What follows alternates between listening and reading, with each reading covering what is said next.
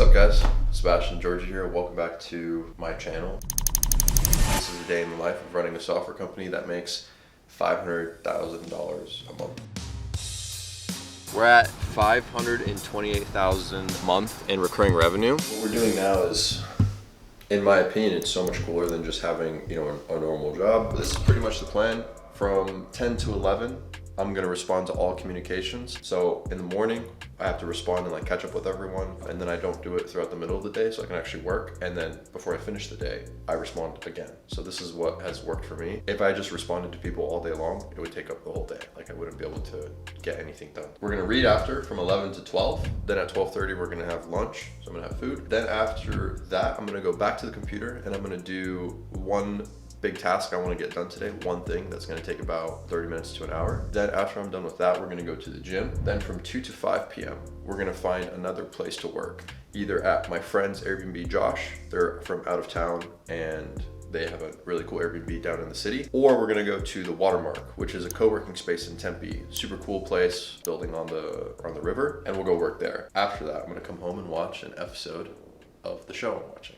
So yeah, guys, let's get started. My body's breaking, slowly shaking, slowly waking up. I'm out. Right now, we have a team of 17 to 18. I think it's 18, including some more freelance people, some designers for the UI. I wouldn't really consider these graphic designers part of our team because we are on an agency relationship with them, but we do have some designers that we work with pretty much full time, so I kind of consider them part of the team. But yeah, full-time employees, I think we have 14 or 13 or something like that. What's it like to manage all those people, or make sure all the ducks are in a row, if that makes sense?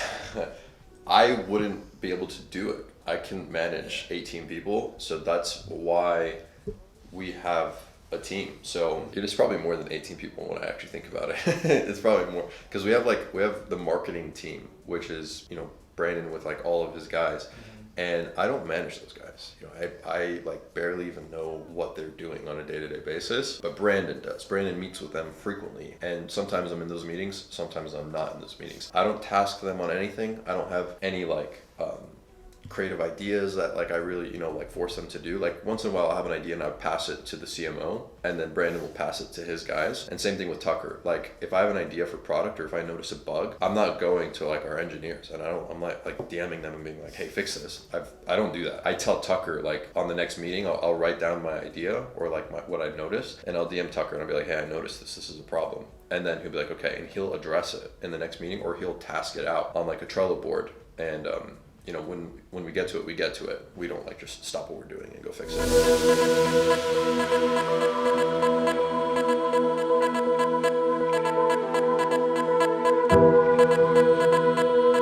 How's the actual day-to-day or your routine changed since you kind of started the SaaS as opposed to maybe some previous business models that you were in? Now I would say it's a lot more of a normie schedule for me because I've let all of the other projects, I've sold the house, I've stopped doing all the other things so that I can really just focus one thing on this software and really give it everything I have. And so I can just lock in and focus on one thing, and I don't get distracted or split my focus. And I'm also married now, so I have a wife, so I have to spend time with her. She lives in the house with me, so I need to have more of an appropriate routine. I feel we can't just do whatever I want. Just running around doing. Yeah, because she does stuff throughout her day, but come sunset, she wants to hang out with me. She wants to talk to me. She wants to spend time with me. So and I have to do that. So I have to kind of fit into the more traditional 9 to 5, 8 to 4. So to give you guys some context, we're building for Atlas right now. We're building a universal scraper. So before, you could build a website or a landing page with a Shopify product, an AliExpress link, Alibaba link, or Amazon link, right? But what we're doing is building a feature that will allow somebody to paste any link on the internet, no matter where it's from. You can paste a link from Etsy, you can paste a link from Best Buy, you can custom code a website that exists on its own create a product page, copy the link to that and paste the link there into Atlas and build a landing page or a store with any link on the planet. So that's what we're building right now. And one of our engineers was giving a demo on our meeting yesterday, the all hands meeting on Thursday. And he's like, all right, somebody give me a link. Like, try to stump me. Like, give me any link in the world. So I went to Crate and Barrel and I was like, all right, build me a store based on this Crate and Barrel pendant light. And it didn't work. It didn't work because he had like a VPN because he's in a different country. And Crate and Barrel was like, I gave him like a US link. So it blocked. He couldn't open the link. So now he's like, all right, send it to me again. So I'm looking at Crate and Barrel pendants. This was our demo store for a long time. This is kind of what it looked like and felt like. This was our bundler, our upsells, and it looks great, right? This animated star section was cool, but it wasn't like as professional as it needed to be, and themes are evolving and they're getting better. This is going to be our most up-to-date one. As you can tell, same vibe, but a bunch of new sections that are different. Like these sections are totally different. We have images now that we can add here, and this is like missing a lot of content, but overall, yeah, much different theme. And also we've adopted the new way of structuring like the theme with like the nested blocks. Horizon, like Shopify released their latest theme, Horizon, and it's the newest theme that does it. So we've migrated over to that version as well so that we're like up to date. It's 11, I've caught up. So now I'm gonna go and read. So right now the book I'm reading is called Drive, and I also just ordered the Elon Musk biography book. I want to read that. I heard it was really good, and I'm probably gonna start reading both of them at the same time and like swap between the two to keep it interesting because they're very different from each other. But today I'm gonna read the Drive book. So I'm gonna read like a chapter or two and spend like 30 to 45 minutes doing that, and then after that we'll have some lunch and go from there.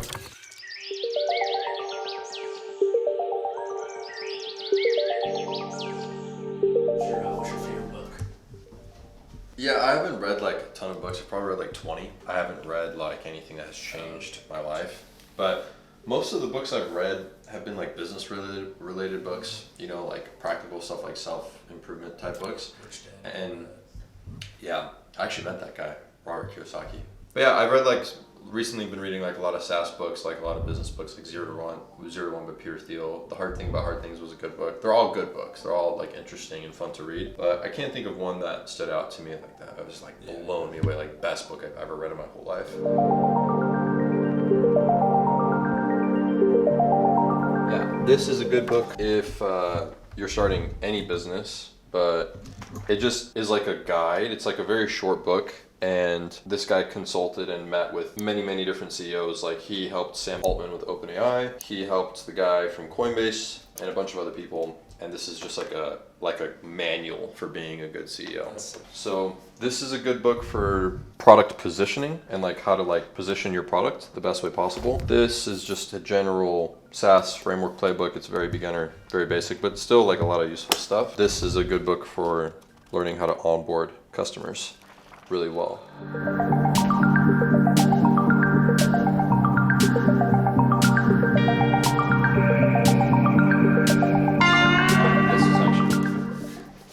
This is a good book by Dan Martell. This teaches you like where you should spend your time and how you should spend it, and not in a way that is like annoying, because I'm not one of those guys that like really enjoys like strict schedules. Like we have one today because of the video, but I'm not like one of the guys that wants to plan out like my entire year, because it just seems like so much work and like mental thought going into it. But this book just kind of helps you understand that doing this the right way, like planning the right way, actually allows you to like live a more stress-free life, and shows you how to do it.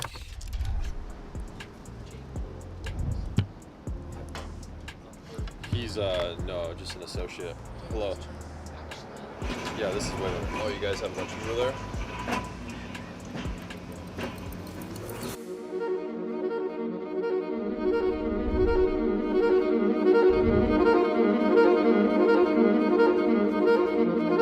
Drive, it's kind of a weird thing with Drive. It's like, I had a lot when I was young because I had no money, and then I made a lot of money, and now I'm like, I have more than enough. I can retire and be happy. But there's a newfound drive that's different than the old drive. The old drive was like a drive out of necessity or scarcity, or like survival. Yeah. And now I just want to work really hard, and I want to be really proud of what I do. And I want to just do, like, I just want to do a good job. I want to build something and do like a good job.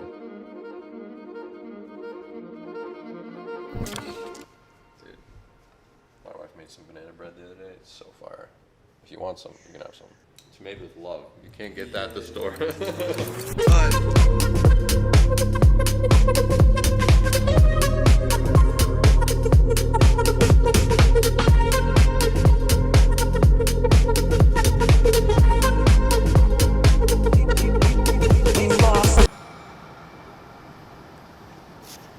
I have a couple of tasks that I need to do. It's 2:46. We're a little bit behind schedule, but I'm gonna just start getting to work on these tasks. I have like a personal Trello board, all the things I try to get done in a week, and something that was extra was creating a job description, like a list of responsibilities for somebody that we're going to promote in the company, what they're going to do on a day-to-day basis, a scorecard for them to measure their success and to like continuously improve like their metrics. So I'm going to create that now, hand it to CTO, and then CTO is going to talk to him about it, offer him the position, and then I'll talk to him about it. He's going to edit that job description a little bit if there's something I missed, and yeah, we'll hire him. We're at 528,000 a month in recurring revenue. And if I go back here to our trials, so you can see our trials every day and you see how much like trial value we're getting. So you can kind of see, these are like our trial values. Purple is converted, gray is canceled, and then our conversion rate, which is about 63%, which is really good actually. So this is for November 8th. The day ends in 14 minutes. And so this will kick in 14 minutes. In about 14 minutes, about $10,000 in trial value will convert over, and that will be added to our MRR. Oh, what's up, Brendan?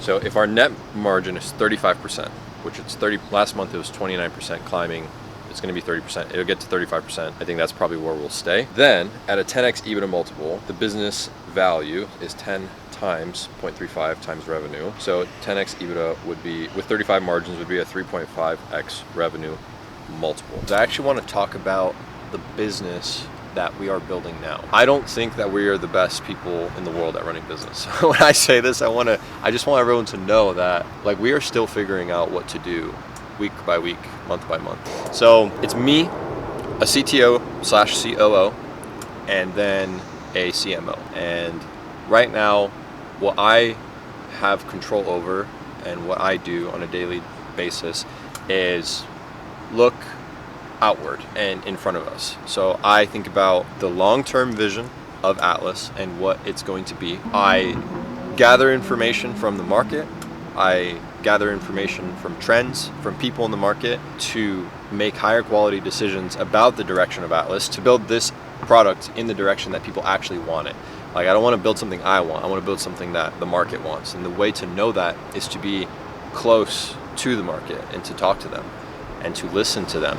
That's pretty much it. Pretty boring day in the life. So yeah, this is pretty much how it goes. Yeah. All right, guys, I'm gonna go get ready for dinner.